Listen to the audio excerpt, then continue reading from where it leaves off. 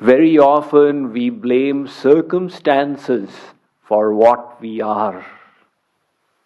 It is circumstances that cause this person to become a sinner. Circumstances cause this person to get to sublime purity. However, that is not the case. We attract our circumstances. There are no circumstances that can force a person to sin. There are no circumstances that can forcefully elevate a person.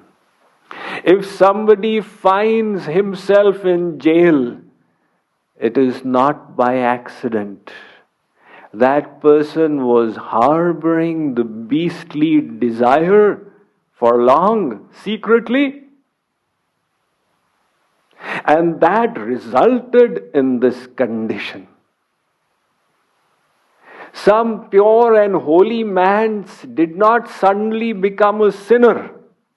He had the sinful desire, and the hour of opportunity revealed the force of it.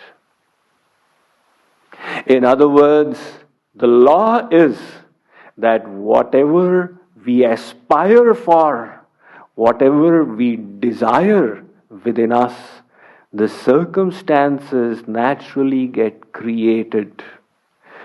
Circumstances don't create us. Circumstances reveal ourselves to us. They reveal our weaknesses. They present opportunities. And they come for a purpose, to help us tackle a spiritual issue within us. When that issue has been resolved, those circumstances fade away and give place to new circumstances that help us address another issue within us. So remember, we are creating our circumstances. What then is the meaning of this phrase, fighting against circumstances? I am fighting against my circumstances. That means we are fighting against the effect, which is the circumstances, while keeping the cause within us, which is the impure mind.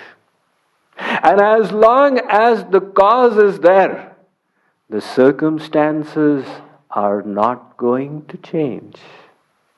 The moment the cause has been changed, the circumstances will naturally resolve themselves. So, it is important to realize the divine law that is in place. We are always blaming our circumstances without taking our responsibility for ourselves. If we did take on the responsibility, we would decide, I need to improve myself. Without taking that responsibility, we are always blaming the circumstances. There is a worker in a factory who is always cursing the hardship that he faces. He says, I don't have enough, my boss is not kind enough, he doesn't pay me enough, my immediate boss did not give me a good report, and my colleagues, they engaged in politics, and that is why they went ahead while I am left here. But he never looks at his own self, that he is shirking from his work. He has no motivation, no dedication, no commitment, no interest in giving his best to the company for which he works.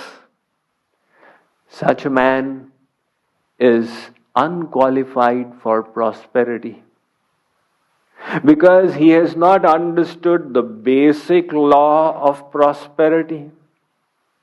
You have to be qualified to deserve it.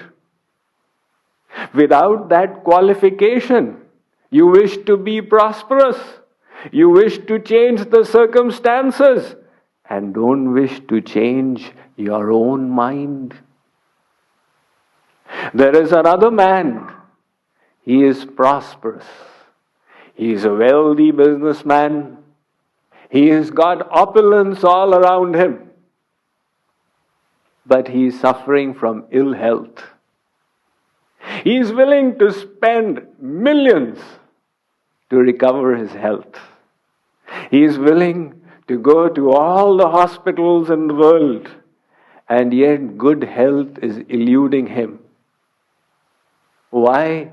Because of that spiritual weakness within him. He is not able to control his gluttony. He is not able to control his tongue. He wants to indulge his tongue in the wrong foods and yet wishes to be healthy. And God does not permit it.